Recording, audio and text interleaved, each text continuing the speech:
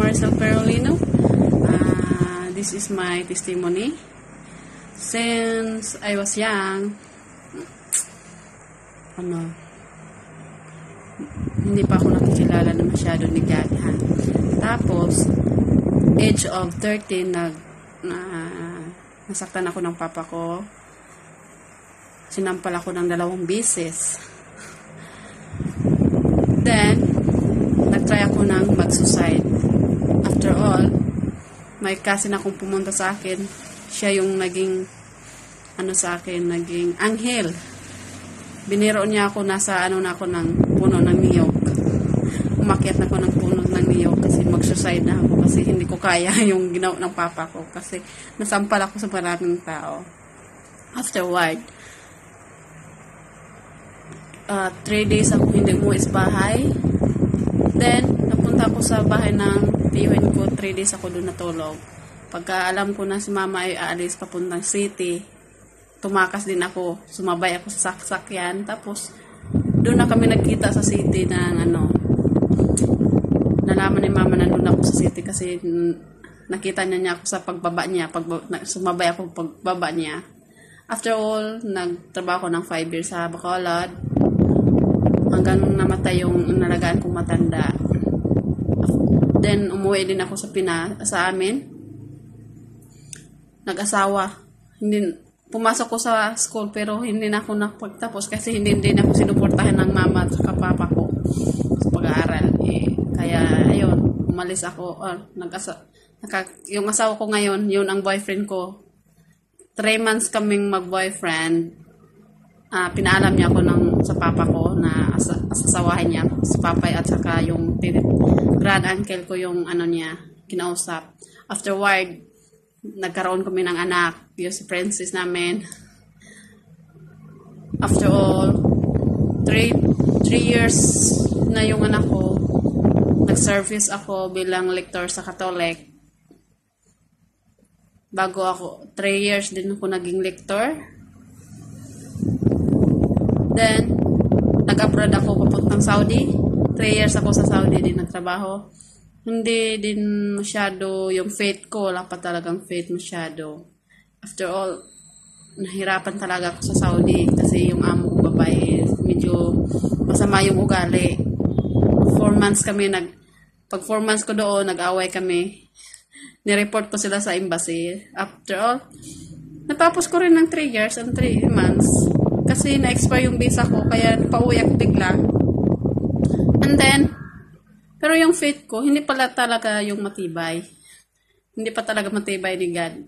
Iniisip ko lang yung magkaroon ako ng pera, makapadala, makabili kong yung makapatayo ng bahay, makabili ng mga alaga, yun lang talaga iniisip ko lang. Hindi masyado kay faith sa ni God. Since natapos ang kontrata ko doon, bago na ako tapos yung kontrata ko doon, 2020, si mama pumanaw din. Nagkaroon ng breast cancer. Yun din ang mas mahirap doon sa akin kasi nagkaroon si mama ng breast cancer. 4 months lang, pumanaw din si mama. Doon ako sobrang nalugmok. Pero, thanks God pa rin, hindi pa rin ako nag-suicide. Kasi, iniisip ko yung anak ko na kasi may anak na ako. Kaya, sabi ko, pagkatapos ang kontrata ko, uuwi ako ng Pinas. After all, natapos ko nga rin ang kontrata ko, 3 years and 3 months. Expire yung visa ko 6 days, kaya tumawag yung embassy, napauwi ako bigla. Yun, ang pinaka-trial ko kasi, 4 hours lang, lilipad na yung airplane mula sa, magbiyahe pa ko ng 2 hours pa, Damam Airport. May mga kuskus balungos pa doon sa airport, kaya nahirapan talaga ako noon. After all, nakauwi ako ng Pinas, nagstay ako ng ilang buwan, tapos nag-apply ako papuntang Malaysia, dito. Then, after all, 1 month ako rito sa Malaysia, sinabi ko talaga na magsimba ako kung may church. Kaya, nag-meet kami ni Manang Margie, siya yung naging instrumento ni God para sa akin magkaroon ng service makapunta sa service ng church. After all, hanggang ngayon, nagsaserve ako dito sa GLCF family sa Malaysia. God's will talaga dito sa akin kasi dito ako natuto marami akong kaibigan. Tinuturuan nila ako kung paano nag-service ako bilang outreach team.